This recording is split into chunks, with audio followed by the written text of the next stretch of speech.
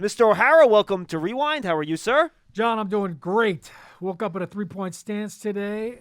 G-Men got a victory, and I'm sitting here next to you, and we are saluting service left and right. Yes, we are. It's Salute to Service Month, and the Giants salute the service themselves by knocking off the Philadelphia Eagles, finally defeating them and breaking all sorts of bad streaks against them, Shaun.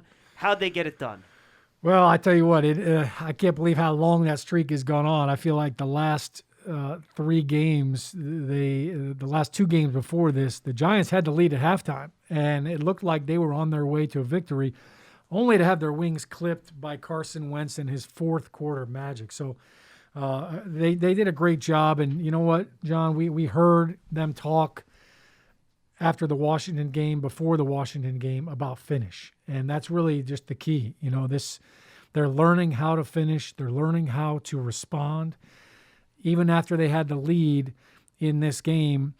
And sure enough, the Eagles marched down with their own answer, and they score a touchdown on a 56-yard run by Boston Scott, who's been a Giant killer. And they cut the lead to 3. So it was 14-3, and then now it's 14-11.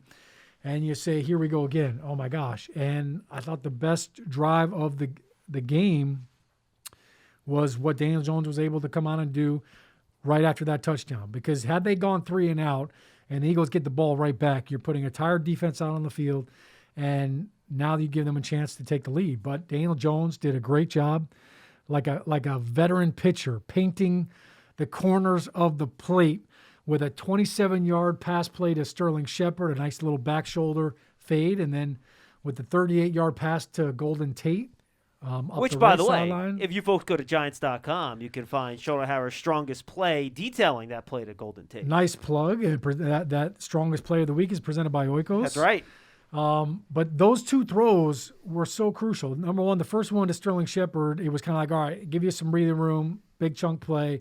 We're at midfield right now, but we still have to do something with it. And the second throw to Golden Tate, to me, was really an explanation of the season. Because early on, Daniel Jones would have tried to force the ball to Evan Ingram, which was his first read. But we saw the growth. We saw him understanding the offense a little bit better and saying, all right, that's not, the safety's taking that away, which means something else is open. And he was able to get through his second read, which was Golden Tate, and make a strong throw. And then, of course, 3 plays later, Wayne Gallman punches it in from the 1-yard line, authoritatively, by the way, with the boys up front, basically putting every one of their Eagles defenders in the end zone. So that was a 6-point touchdown and 7 points with the PAT, but it felt like much more of a statement drive. And I think that also gave the confidence to the defense that, you know what, we're going to answer with whatever they do, and we can run the football. We can get some big chunks in the passing game. And then defensively, John, I thought they did a great job on third down. Getting off the field was so crucial against the Eagles, especially when you're going up against Carson Wentz, who can buy time with his legs, find a way to create some magic and scramble around. So I think those were two of the biggest factors. Yeah, I think it was too. And I think the offensive line, to your point, they ran the ball into the end zone, but they also protected long enough to allow Daniel Jones to get to that second read, to get it to Golden Tate. And I want to go there, Shaun, because obviously people want to know your opinion on how the offensive line is playing. Look, I think it's helped that they've gotten leads the last 2 games, so you can do a lot of the stuff, the max protection, the play action, the RPOs, that'll help the offensive line a little bit. But even with that said, the protection has been better across the board. There are fewer miscommunications, free runners on stunts and blitzes and loopers, and they're just running the ball more consistently. They're not getting, aside from the Jones runs, a ton of long, explosive 20-yard runs. But how much did we talk about, Shaun, the last 2 years? The negative plays on first downs, putting you in holes. They don't have negative runs on first down anymore. They're at least getting 1, 2, or 3 yards, and sometimes that's enough. Yeah, it's a big part of it. If you can get good first down production, now it sets you up for a much easier second and third down. I think, you hit the nail on the head with the miscommunication aspect of it. That was what I saw too much of early on in the year. And these last 3 weeks, when you really look at how well the communication, they've all been on the same page. They look like they're playing football and they're firing off on the ball and firing off of the line of scrimmage, which is allowing them to control the line of scrimmage. Whereas it seemed like they were still thinking earlier on in the year. So, people have talked about with a new offense, sometimes week 8 is kind of when the light bulb goes on, and that's kind of the epiphany for the offense to everybody say, all right, we're no longer thinking about what we have to do as an assignment aspect. We're now focusing on being confident, being more physical, and what the defense is doing. And that, you could see it. It has definitely played out in front of all of us. I think the run game has allowed them to be more physical. Obviously, you feel like you are the inflictor on running plays as opposed to passing plays. But I really think that Shane Lemieux has been a nice addition, stepping in for Will Hernandez at left guard when he went on the COVID-19 list. And having those young players together, you would be concerned about, are they going to communicate? Are they going to be on the same page? Two rookies next to each other in Thomas and Lemieux. Yeah, and Gates and an experienced center. Yeah, technically, with Matt Peart out there too, you have like 4 rookies playing. So there are definitely concerns with that, but I've seen them grow, and I really like the way that they're finishing plays. Shane Lemieux is trying to punish guys. Nick Gates, we've already know he plays with a little bit of a nasty side to him. And Andrew Thomas has been really good in the run game as well. I know everybody focuses on the pass protection for left tackles, and rightfully so. But he has progressed. He has looked better. So I think some credit to Mark Colombo, who, look, he's, this is new for him, with a whole new group of guys and doing everything virtually. There's definitely been some growing pains with this offense and with this group, but I think he's done a really nice job of having them prepared at this point in the season, and they physically look like they're getting stronger. They look like they're getting better, and I think a lot of it is just because they're not thinking. Yeah, I want to get specifically into a couple of the individuals. How about Thomas and Peart in terms of the pass protection? I went back, I watched nearly all of Thomas's pass pro snaps the last few weeks. The improvement to me is startling, and the biggest thing is something we talked together here on this podcast about a month ago. It happens from time to time again, but there are no more of these whiffs on inside pass rush moves. Yeah, he might carry a guy inside past the quarterback, but he seems to have really fixed his kick where he's not oversetting anymore and letting that inside lane to the quarterback. Yeah, and I think a lot of that is just simple corrections. A lot of it is your aiming point. I think when you can get away with things in college, and kind of get sloppy with your eyes, with your hands, and still block a guy. But in the NFL, your technique has to be perfect every single time, or you will get exposed. And I think as a tackle, the toughest thing is to only focus on half the man, and that will help you from oversetting, like you're talking about, and getting beat inside. So what should it be his aiming point when you talk about targeting half the man? Yeah, his aiming point is the wider the defensive end is, the more towards his shoulder his aiming point should be. His inside shoulder you're talking about. His inside shoulder, yes. Yeah. So, and then the closer he gets, it can be the inside number. Too many times, young tackles will try to cover up a defensive end, which means you're getting head-to-head with him. If you get face mask to face mask with the defensive end, he's going to beat you inside. You just can't have that. So that leverage is you want to keep the middle stripe of your face mask on his inside number or on his inside peck. And, so a lot of times when we're doing drills, you call it peck and point or peck and shoulder. So you want one hand on his peck and the other hand on his shoulder when you punch. And that's a tight aiming point.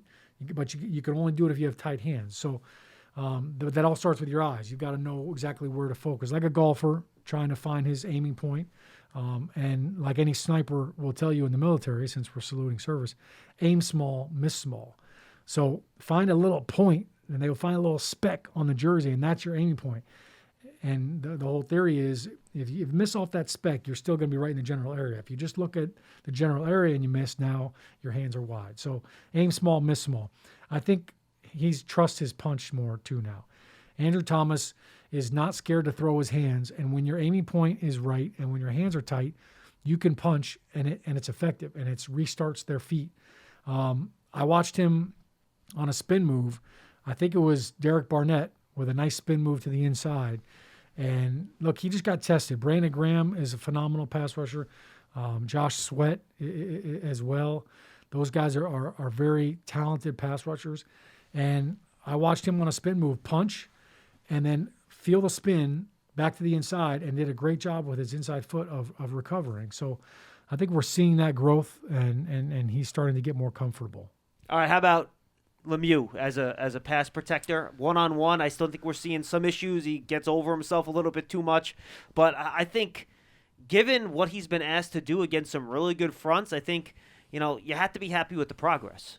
Yeah, no doubt about it. That Washington has some studs up front, and he got a heavy dose of Jonathan Allen, and Jonathan Allen's good with his hands. I think that the one thing that Shane is going to struggle with early on in his career right now is just the power. Yeah. And you know what? He'll get stronger, and he'll be able to anchor in and settle in on some of that. But his punch looks good. His base is really good. He doesn't get top heavy at all. He doesn't get on his outside foot. You don't really see him on the teeter-totter at all. So I think that's been really good. And he has tight hands. When he punches, he is not a grabber. He is not Yogi Berra. He's not hugging anybody. His hands are inside. So I think he's done a really nice job with that. It was tough for him when Kevin Zeitler went out. He had to move in the middle of the game, basically in the second half there over to right guard. And he had never played right guard in college before. So. No, 52 straight starts at left guard. So everything's different over there. Mentally, it's all backwards. Physically, your left foot's up as opposed to your right foot. So we saw him kind of get beat across his face on the backside of one of those run plays. And that's just stuff that he's going to have to learn to as you are the young guy on the totem pole at the guard position. You're going to have to be able to play both. But I think it will make him better in the long run.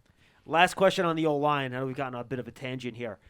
How close are you to being comfortable of saying, all right, Matt Peart, we'll give you a shot, full game at right tackle. Let's see what you can do. Are you there yet, or you still want to see a little bit more? I don't think it should be a concession like that. Hey, I think Cam Fleming has continued to improve this year. Do I think Cam Fleming is the long-term answer? No. And I think at some point Matt Peart does need to start, and I think that's going to happen. But I also has he played well enough to earn that right? Is my question. I think he's continuing to show that he deserves reps. I haven't seen enough of him to say, he should be starting over Cam Fleming. And he's only getting about 20 snaps a game, give or take, and half run, half pass. So you're looking at 10 pass pro reps, which is not a lot. Yeah, it's not a huge sample size. And, the tough thing for him, too, is he's playing goal line tight end, and then he's also, rotating on the left side. So he's got a lot on his plate right now. And I would rather see him succeed with what he's got now than go and get a second plate and be overwhelmed. But I think they're gonna try that. That combination at some point. The one thing that kind of showed up in this last game to me was when he doesn't get his hands on the guy right away, he tends to be more of a grabber. And we were just talking about Andrew Thomas, who was punching and who has learned to trust his punch. Matt Peart is not a puncher yet. He's got those long arms. He looks like Manute Bol out there. And right now he's just placing his hands and kind of grabbing guys and guiding guys. He needs to be a detour blocker. He needs to punch guys and make them go a different direction. Yeah, I wonder what's going to happen with him when guys realize they might be able to get into his pads and chest and bull rush him a little bit. That's my worry with him watching him so far. Yeah, and surprisingly, he's been stouter than I thought he would be. I agree, 100%. Everybody talked about his athletic skills and his basketball background, so you say, all right, this guy can't anchor it. And I think he anchors better than Tristan Wirfs, who was the first-round pick down in Tampa Bay. And does a good job of that. But to your point, yeah, when you have long arms like that, it's much harder to replace if you do miss on the punch or if they swipe your hand on the punch. So I think part of that is why he's not doing that yet. Very interesting. The run game, you mentioned, I think it's been a huge key to your point.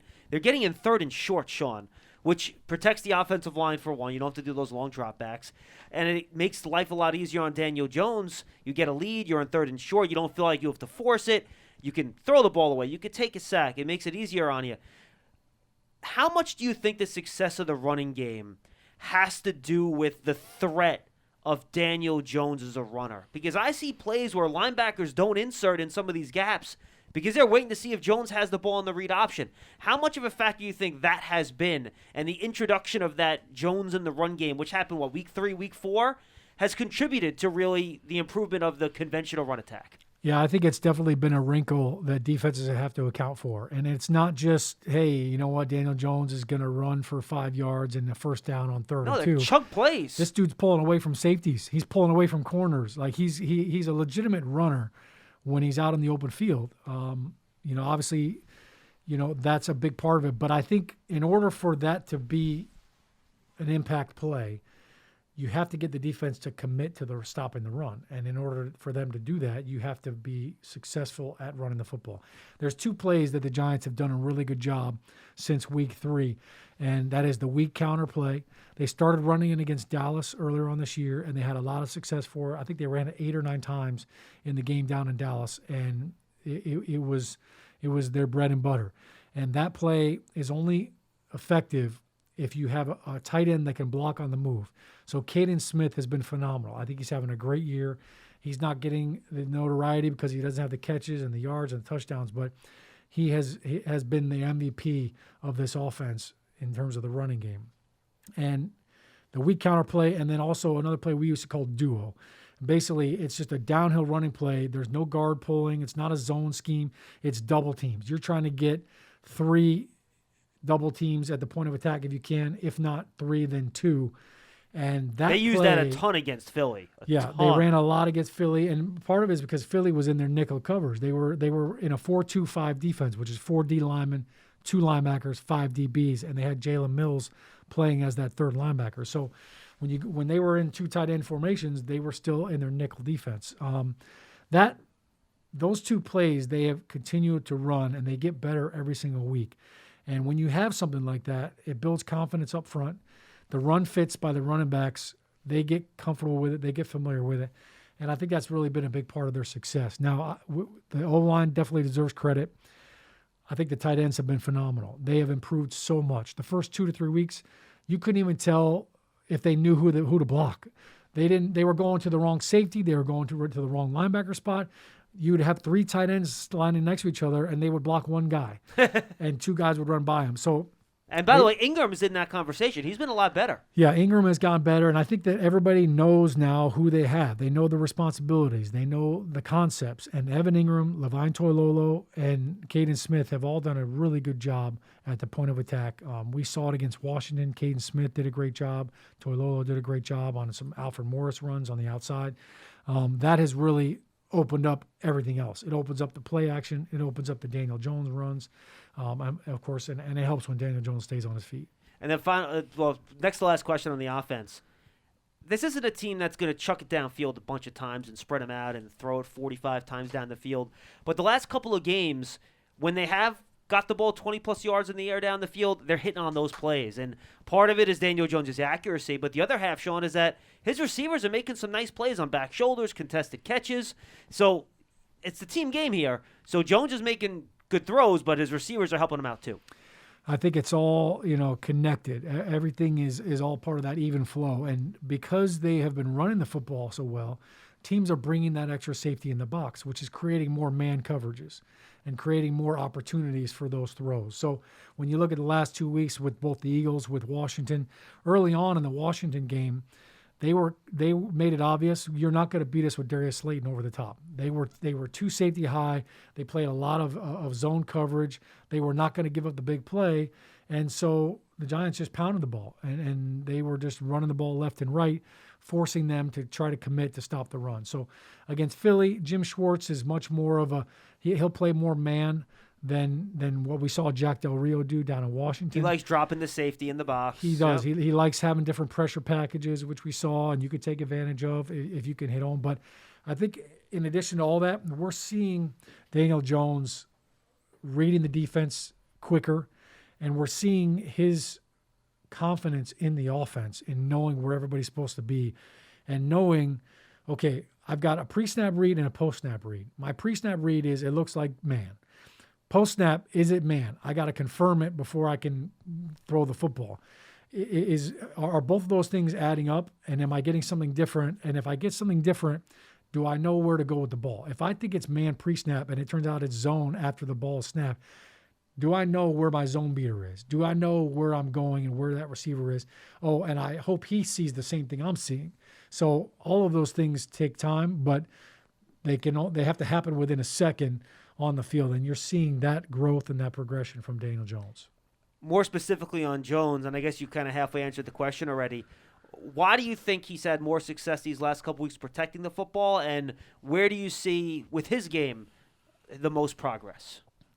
Well, I think his accuracy has always been evident, and anybody that's had anything negative to say about Daniel, it was not about his arm, not about his ability to throw the football.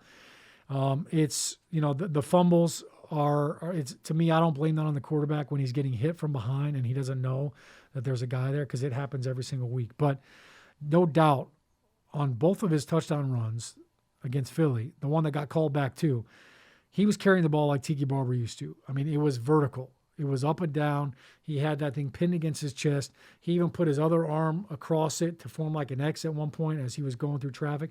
So he is absolutely more aware of it. He is sacrificing speed and yards for the ball security. But I also watched him get hit by a blindsided blitzer against Washington, and the ball was in his right hand as he was getting ready to throw it, and he tucked that ball in, and he held on to that ball. Now, I don't know how, to this day, I don't know how he didn't fumble that football, but he's definitely more aware of it. I think it's all part of being a pro and finding out, okay, this is something I'm struggling with. I need to put that fire out, and it seems to me that he's doing that. I think certainly the offense, the production of the offense, you mentioned it. They're not in third and longs. He doesn't feel like, man, I've got to make something happen. Everybody's doing their job. Everybody's doing their part. I can just distribute the football and not feel like I have to make some superb play. The tough thing for Daniel Jones is his entire career, he's been faster than the defensive ends. He's been faster than the linebackers. In high school, he got away with it. In college, he got away with it. Now he's in the NFL, and plays where he used to be able to run his way out of and buy more time and run away from guys, he can't do that now. And so that's kind of, he has to learn, kind of like older men who think that they can still dunk, that the rim didn't move, but your vertical leap did. Absolutely. All right, the defense, Shaun. I think they're playing much better football. I want to touch on that. But first, I want to remind folks that you can get a New York Giants checking account from Investors Bank with the Giants branded debit card, security features, and discounts at the Giants online shop. You can earn up to $250 when you open an account at investorsbank.com/Giants. Member FDIC. And the defense, Shaun, look, they don't do anything too crazy. They run a lot of cover 3. They run a lot of cover 2 now. They disguise a lot of that stuff pre-snap. As an offensive player, when you look at the Giants on tape, do you see why maybe some of these offenses are having trouble deciphering what the Giants are throwing at them pre-snap based on how Patrick Graham is setting up his alignment? And then, to your point with Daniel Jones, right, what you show pre-snap and what happens post-snap? Yeah, I think, first and foremost, what's going on with the Giants right now is they're getting pressure with their front four. And I think that gives you so many different options on the back end as far as disguising coverages and where our safeties are going to insert. So the fact that Leonard Williams continues to get pressure on the quarterback, Dexter Lawrence got in on a sack. Williams had 5 quarterback hits in that game against Philly. I mean, that's pretty good. Yeah, I mean, it's remarkable, and those are all impactful hits. They were big-time hits. But I also think it's the fact that they're smart players. Jabril Peppers, I don't think he gets enough credit for how smart of a player he is. He's a veteran player. Logan Ryan, he's been the best pickup. I mean, there's 3 pickups defensively that you could look at. Blake Martinez at middle linebacker, James Bradbury at corner, and Logan Ryan. And as good James Bradbury's having a Pro Bowl year, and as good as he's been, I think Logan Ryan might be even more important because he's wearing so many hats for them. And he's a blitzer on one play. He's hitting the quarterback. On the next play, he's dropping back in coverage, batting the ball away. On another play, he's playing safety and undercutting a route and intercepting a ball. So he's all over the field. And I think his ability to have that communication in the backfield has really changed the way that Pat Graham has been able to call some of these coverages. And then when you have a guy like James Bradbury, who you could say, okay, a lot of times defenses will play 2 different coverages. They'll play man on one side and zone on the other. And you could say, look, Bradbury's going to play man over here. You've got safety help over here, but then we're going to play zone on this side. And having that ability has really helped them out. So, I think third down has been critical for them. They've done a really good job disguising different things. And sometimes you only have to show a blitz one time. And then the next 4 opponents are going to have to prepare for that and spend time figuring out how to defend it, how to beat it. So that's been a big part of it. And so normally, And one of the reasons the Giants can disguise and do these in the secondary is that they've been able to stop the run with their front seven, right? They can play 2 safeties deep. Then you can do a million different things out of that because it gives you freedom. They actually didn't stop the run that well against Philadelphia. It was really the first time or at least since the first couple games of the year, where the other team kind of ran it all over them. Miles Sanders was getting 6-7 yards a pop. Boston Scott had the long touchdown run. Why do you think they had issues stopping the run against Philly? Yeah, I thought Philly did a nice job of attacking the perimeter and doing it out of some of their shotgun formations. A lot of RP, a lot of read option with that too. Yeah, it really kind of puts those boundary defenders in a conundrum. And one of the big runs, James Bradbury got cut. Jason Kelsey did a nice job of getting out in space and chopping him down. Sometimes that happens, but I think the Philly realized that, we've got to find a way to get out on the perimeter and spread out the defense, because the Giants are so stout, like you said, up front. And I think teams are really realizing, man, we're having a hard time getting to this middle linebacker because Dexter Lawrence and Dalvin Tomlinson and B.J. Hill and Austin Johnson are doing such a good job of clogging up the middle. It's been pretty impressive what those guys have been able to do in the middle of that defense. Yeah, and I know you kind of mentioned them earlier, but we didn't get deep into him. I mean, Blake Martinez, a lot of fans are like, oh, he's not a coverage guy. Why are you bringing him in for? But this is why I think you got to give Patrick Graham credit. He's not asking Blake Martinez to cover a tight end down the seam. In fact, I don't know if I've seen that once yet this year. He's not asking him to cover some running back out of the backfield man-on-man on an angle route out of the backfield or an option route. No, he's not asking him to do that, because he knows that if you ask Blake Martinez to play zone and read the quarterback and play his responsibilities, he's going to be damn good at it. And he's been great at that. He's always in the right gap. To me, he's transformed the second layer of that defense, and a big reason they don't give up a lot of those long catch and runs, long running plays, and things of that nature. Yeah, and the versatility of Jabril Peppers has enabled that as well, because on third down, Jabril is kind of playing that other linebacker at times. I think the other thing that they've done with Blake Martinez, and he has been all over the field, he's been a phenomenal asset. They've involved him in the pass rush, and you'll see him at the line of scrimmage being a part of the twist game, even coming in on a one-man blitz, which we call a dog blitz. And so that's another way. If you don't want to expose a linebacker and get him caught up in one-on-one coverage against a speedy running back or a tight end, you bring him on pressure. You let him blitz. Give him the green light. We've also seen him as a spy rusher when the Giants play a mobile quarterback. So he's done a really good job with his versatility and with his discipline. And then finally, Shaun, you mentioned getting pressure with the front four, and yeah, they did that. It might have been the best they've done it all year against Philly. But I love the way Patrick Graham brings defensive backs. We've seen against Washington, Isaac Yiadom had a quarterback hit, Logan Ryan had a sack, Peppers had a sack. He is not scared about Darnay Holmes has blitzed a bunch. He's not afraid about bringing defensive backs here to try to throw opposing quarterbacks off their timing. Yeah, and I think what's been nice is that now they have to be aware of it. And you know what? You don't want to defensively get back and give them the same look over and over and let them get comfortable. So he's been able to disguise those packages. Logan Ryan had a nice quarterback hit on a pressure on a third down. You always have to know where 26 is. You mentioned Darnay Holmes. Darnay Holmes, they've been firing him off the slot quite a bit. It seems like he's got his timing down a little bit better now. Early on this year, he was a little late on some of those blitzes, but in addition to that, they're creating a lot of twist games. Rarely do you see the Giants just rush 4 guys straight ahead. There's always some sort of a component of a twist, whether it involves a linebacker or usually if it's on the blitz side, there will be a TE twist along with that blitzer off the edge, and that forces quarterbacks out of the pocket and it makes them uneasy. No question about it. All right, Shaun, final question. It's a late buy.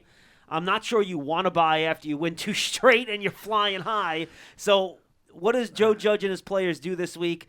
The Bengals on the way. We don't have to preview that game yet. The Bengals have to play again this week, so let's not bother. Who knows what's going to happen.